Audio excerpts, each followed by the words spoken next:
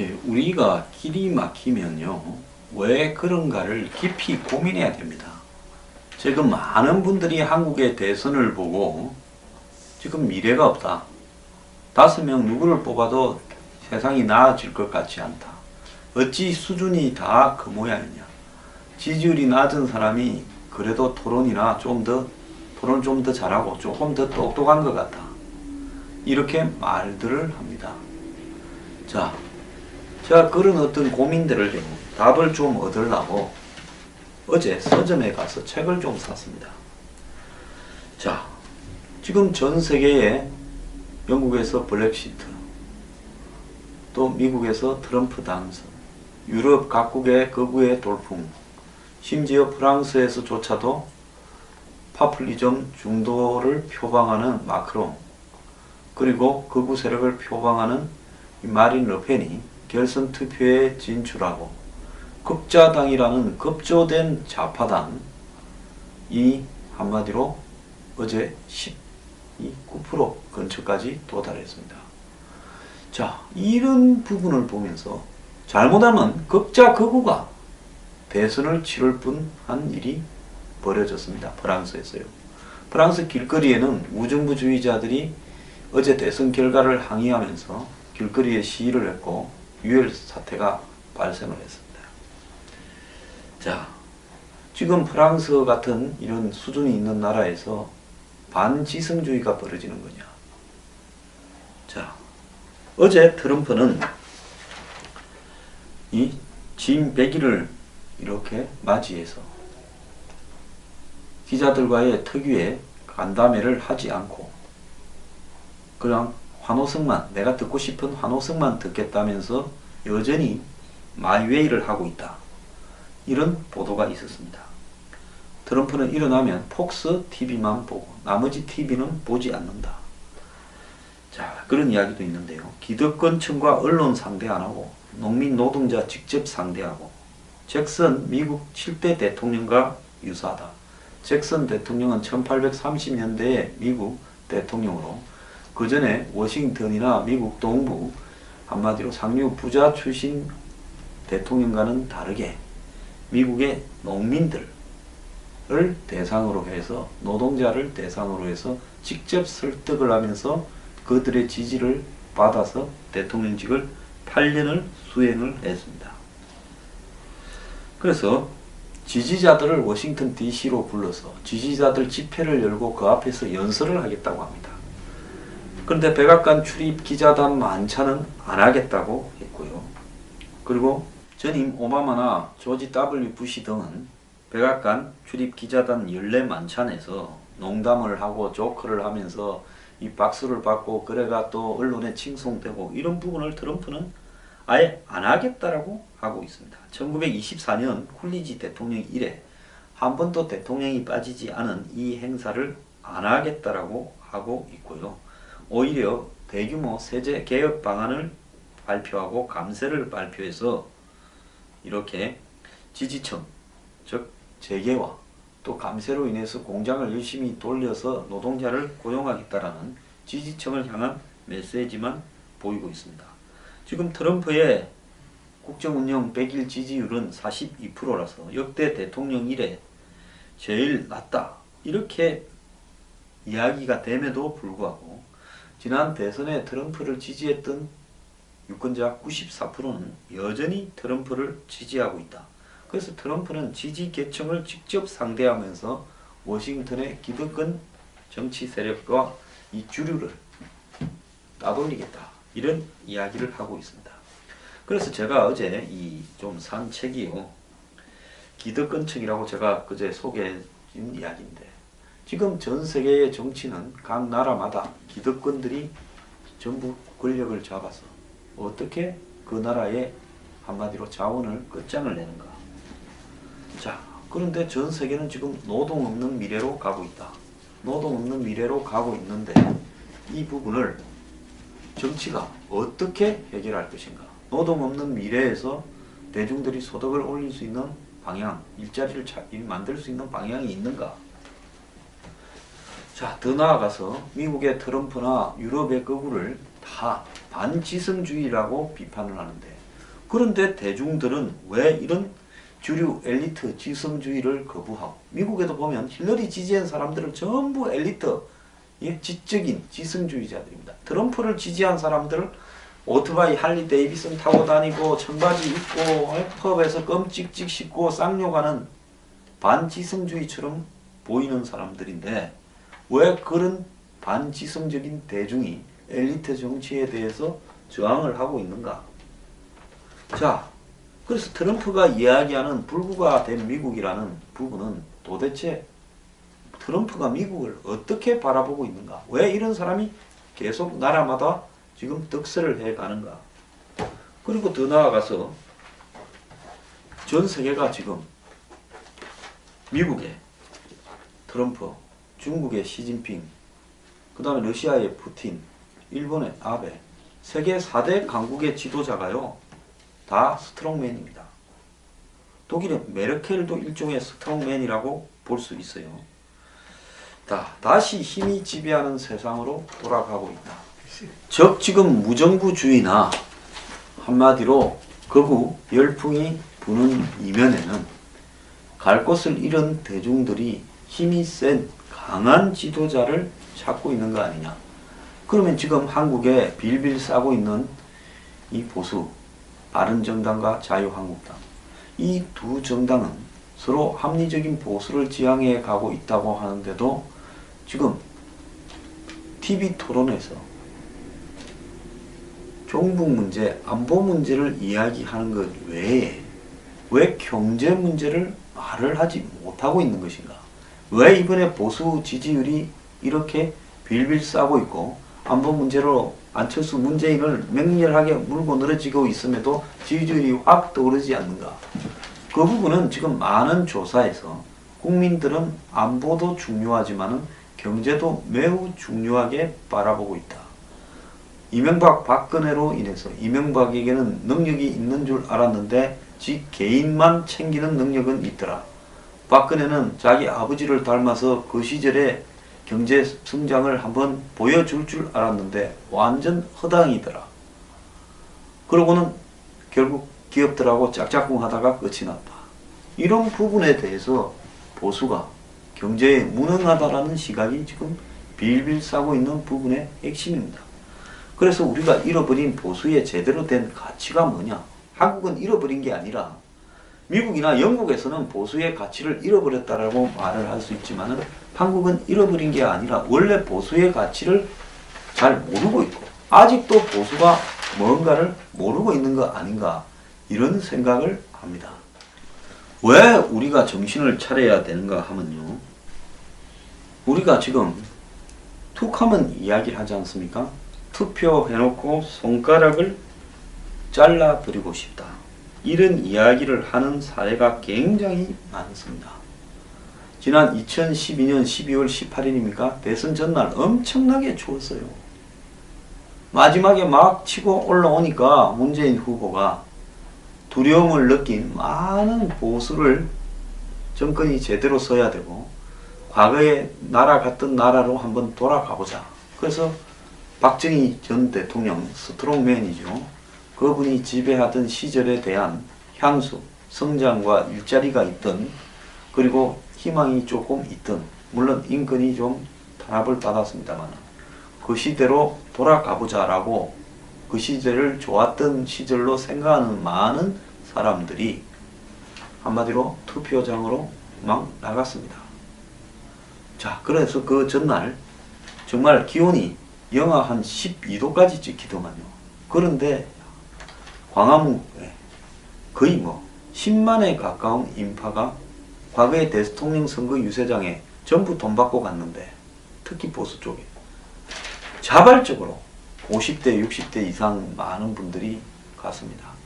그래서 그 다음날 아침부터 투표 대회를 이루고 또 그날 오후에부터는 이러다가 진다라고 소문이 곳곳에 다 진다라고 나왔고, 심지어 새누리당 앞에서는 중계차도 없었죠. 그러면서 이 투표가 종료될 때까지 어마어마한, 한마디로 이 중장년층, 노령층에 있는 분들이 투표 대열에 합류하면서 박근혜 대통령을 기적적으로 만들어냈습니다. 그런데 한마디로 지금 박근혜 대통령을 찍었던 사람들은 구매자 후회라는 경제학적 용어로 표현하는 행동을 하고 있죠. 뭔가 물건을 사고 나서 내가 이거 괜히 샀어. 우리가 가끔 가다가 보면 이 지름신이 강림해서 정말 몇십만 원짜리 옷이나 물건들을 겁도 없이 샀다가, 안 그러면 차를 겁도 없이 샀다가, 아파트를 겁도 없이 샀다가 그 후유증으로 두고 개고생을 하는 일들이 있는데요. 자, 마찬가지로 이 정치에 있어도 유권자가 한마디로 자신의 환상에 빠져서 잘못 한 표를 행사함으로써 이 잘못 소비자로서 구매한 행동과 똑같은 후회를 하게 된다. 이것을 구매자 후회라고 이야기를 합니다. 자, 성경에 보면 이 뱀의 게임에 넘어가서 아담과 이브가 결국은 이 선악과를 먹게 되죠. 그것도 그런 다음에 에덴 동산에서 쫓겨나가지고 이제 행복 끝, 낙원에서 쫓겨나서 고생 시작, 이런 구매자 후회를 하는 내용도 있다 합니다. 트럼프도요, 대통령 후보 시절에 이 말을 한 적이 있습니다. 자, 위스콘신주에서 이미 투표를 마친 유권자들을 향한 메시지입니다. 조기 투표 했으니까요.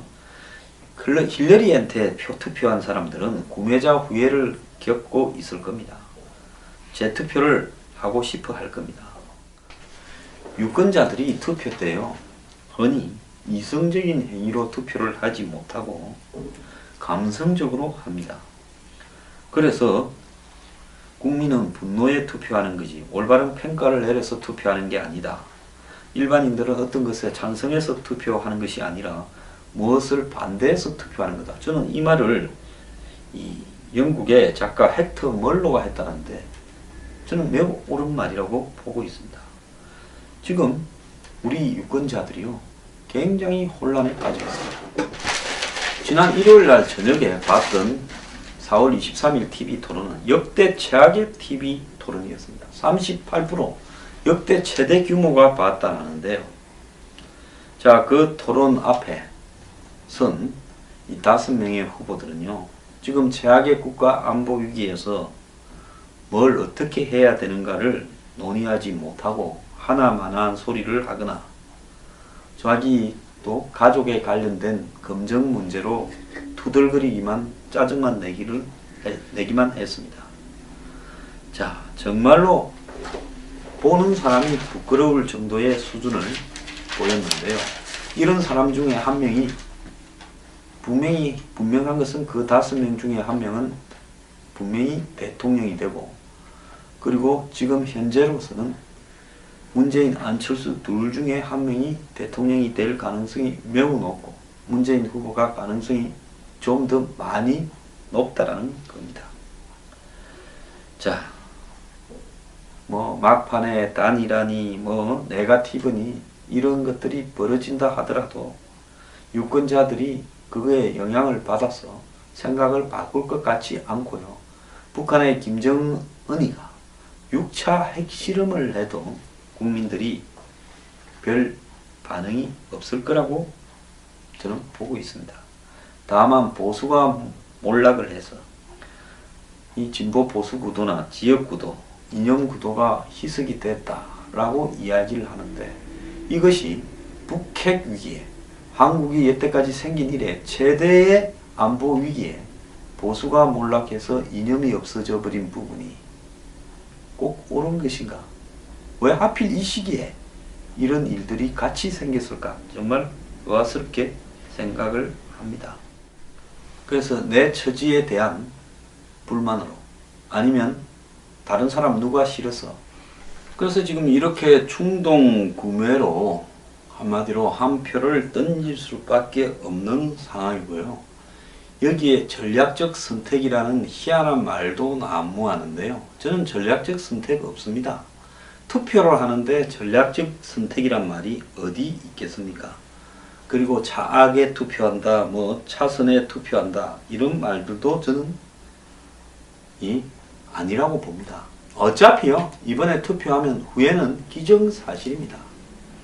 그래서 저는 남들처럼 투표하라고 말하고 싶지는 않고요. 그나마 이런저런 부분들을 다 이렇게 투표 전에 끄집어내어서 그 말들을 분명히 짚게 하는 것이 더 중요하다는 겁니다. 투표 이후에 저는 안보 위기가 매우 심화될 거라고 보고 있고 경제 위기도 매우 심화될 거라고 보고 있습니다. 안보 경제 위기와 또 동맹과의 위기까지 맞물려서 돌아갈 때 그때 우리가 치러야 될 대가는 이 현실로 다가올 거고 그때 가장 크게 제일 먼저 고생을 할 사람은 서민들, 중산층순으로 가게 될 거고 한국 사회의 상류 기득권들은 최종으로 대가를 치르게 될 겁니다. 자, 그래서 그런 부분들을 유권자들이 마음으로 준비는 해야 된다 하는 말만 제가 하고 싶을 뿐입니다.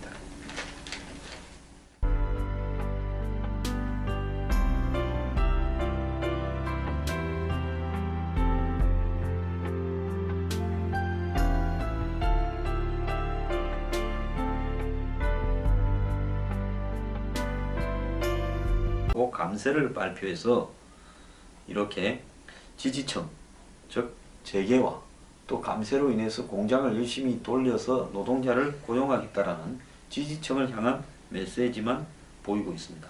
지금 트럼프의 국정운영 100일 지지율은 42%라서 역대 대통령 이래 제일 낮다 이렇게 이야기가 됨에도 불구하고 지난 대선에 트럼프를 지지했던 유권자 94%는 여전히 트럼프를 지지하고 있다. 그래서 트럼프는 지지 계층을 직접 상대하면서 워싱턴의 기득권 정치 세력과 이 주류를 따돌리겠다. 이런 이야기를 하고 있습니다. 그래서 제가 어제 이 좀 산 책이요.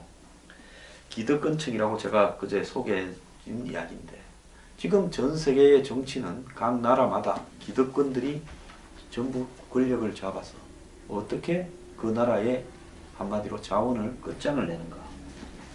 자, 그런데 전 세계는 지금 노동 없는 미래로 가고 있다.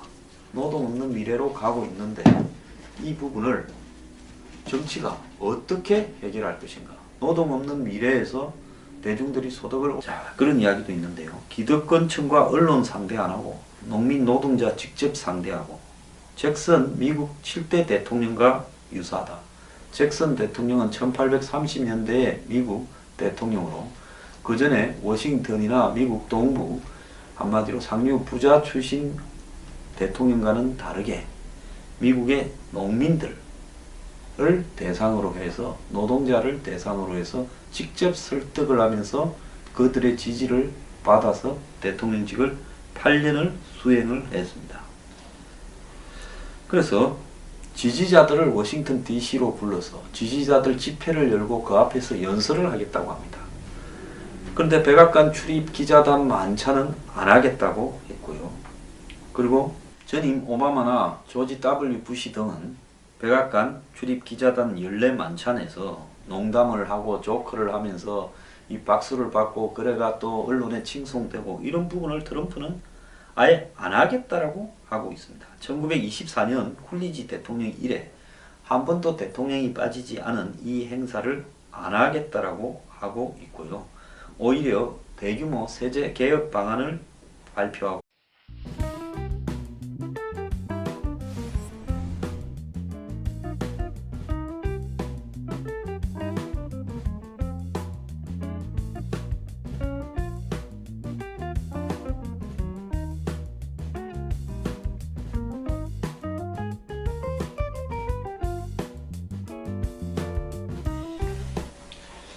우리가 길이 막히면요 왜 그런가를 깊이 고민해야 됩니다. 지금 많은 분들이 한국의 대선을 보고 지금 미래가 없다. 5명 누구를 뽑아도 세상이 나아질 것 같지 않다. 어찌 수준이 다 그 모양이냐.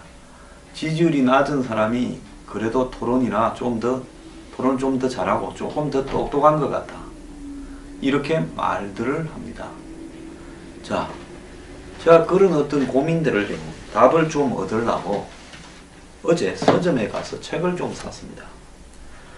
자, 지금 전 세계에 영국에서 브렉시트, 또 미국에서 트럼프 당선, 유럽 각국의 극우의 돌풍, 심지어 프랑스에서조차도 파퓰리즘 중도를 표방하는 마크롱, 그리고 극우 세력을 표방하는 마린 르펜이 결선 투표에 진출하고 극자당이라는 급조된 좌파당, 이 한마디로 어제 19% 근처까지 도달했습니다. 자, 이런 부분을 보면서 잘못하면 극자 극우가 대선을 치를 뻔한 일이 벌어졌습니다. 프랑스에서요. 프랑스 길거리에는 무정부주의자들이 어제 대선 결과를 항의하면서 길거리에 시위를 했고 유혈 사태가 발생을 했습니다. 자, 지금 프랑스 같은 이런 수준이 있는 나라에서 반지성주의가 벌어지는 거냐. 자, 어제 트럼프는 이 진 100일을 이렇게 맞이해서 기자들과의 특유의 간담회를 하지 않고 그냥 환호성만, 내가 듣고 싶은 환호성만 듣겠다면서 여전히 마이웨이를 하고 있다. 이런 보도가 있었습니다. 트럼프는 일어나면 폭스 TV만 보고 나머지 TV는 보지 않는다. 올릴 수 있는 방향, 일자리를 만들 수 있는 방향이 있는가? 자, 더 나아가서 미국의 트럼프나 유럽의 극우를 다 반지성주의라고 비판을 하는데, 그런데 대중들은 왜 이런 주류 엘리트 지성주의를 거부하고, 미국에도 보면 힐러리 지지한 사람들은 전부 엘리트, 지적인 지성주의자들입니다. 트럼프를 지지한 사람들은 오토바이 할리 데이비슨 타고 다니고 청바지 입고 펍에서 껌 찍찍 씹고 쌍욕하는 반지성주의처럼 보이는 사람들인데, 왜 그런 반지성적인 대중이 엘리트 정치에 대해서 저항을 하고 있는가? 자, 그래서 트럼프가 이야기하는 불구가 된 미국이라는 부분은 도대체 트럼프가 미국을 어떻게 바라보고 있는가? 왜 이런 사람이 계속 나라마다 지금 득세를 해 가는가?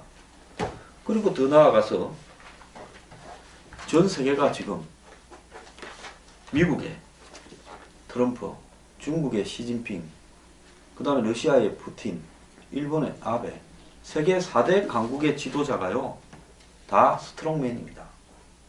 독일의 메르켈도 일종의 스트롱맨이라고